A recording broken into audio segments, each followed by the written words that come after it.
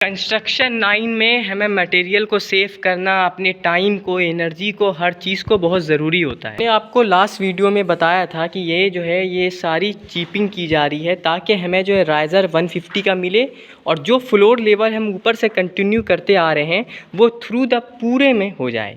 लेकिन यहाँ क्या हुआ कि जिसने पहले ये कंक्रीट की थी उसने इसमें गलती करी, जिसका खाजमाना ये हो रहा है कि पूरी कंक्रीटिंग को तोड़ी जा रही है, लेबर लग रहे हैं, एक बार तोड़ करके इसे ऊपर रखना, फिर टाइम का वेस्ट हो रहा है, पैसे का वेस्ट हो रहा है, सब चीज़ हो रहा है। तो कभी भी जब कोई ऐसा काम करे तो हमको ये ध्यान में रखना है कि ड्राइंग के अकॉर्डिंग हो। अगर छोटी सी गलती हो जाती है तो कितना बड़ा नुकसान है। अभी हम आपको दिखाते हैं।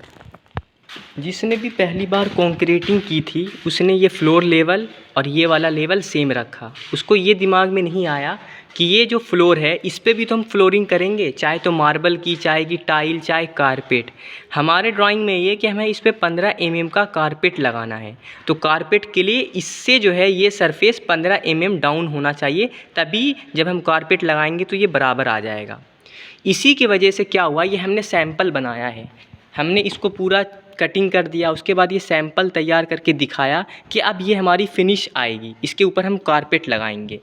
तो इसी तरह से काम चलता है। थोड़ी गलती की वजह से अब इतना कुछ तोड़ करके हमें 150 का राइज़र बनाना है, बनाते हुए चलना है लास्ट तक।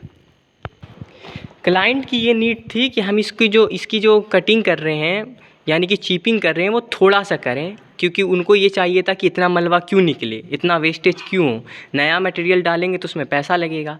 लेकिन जब हमने चिपिंग करनी शुरू करी तो वो अनसक्सेस हुआ, हो ही नहीं सकता, पूरा मलबा निकलेगा। फिर ये 50 mm, 60, 40 जो भी डिमांड है उतनी की जब हम कंक्रीट पीसीसी बनाएंगे तो इसमें स्ट्रेंथ अलग ही आएगा और इसकी बॉन्डिंग जो है अच्छी होगी, इसके साथ इसकी पकड़ अच्छी होगी। उसके बाद हमारा जो चेयर इस पे लगना है आगे ऑडिटोरियम में वो हिलेगा नहीं, अपने सही से पकड़ बना लेगा।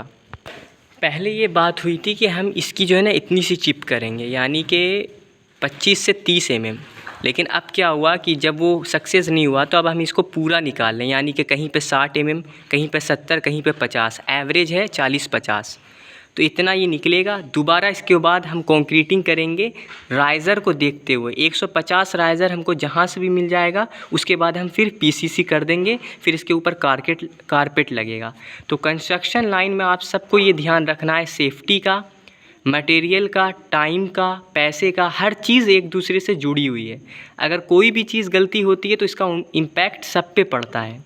तो भाइयों ज़रूर इस चीज़ का ध्यान रखें। जो गलती हमने यहाँ देखी आप उस गलती से बचें। हमेशा ड्राइंग को देखते हुए काम कराएं कि कहीं पे कोई चीज़ मिस तो नहीं हो रही है। एक बार कराने के बाद दूसरी बार चेक करें, तीसरी बार चेक करें। लेकिन इस लाइन में एक बार जो चीज़ बन जाती है तो फिर पैसे का लॉस होता है, टाइम का, हर चीज़ का, और गालियाँ अलग पड़ती हैं।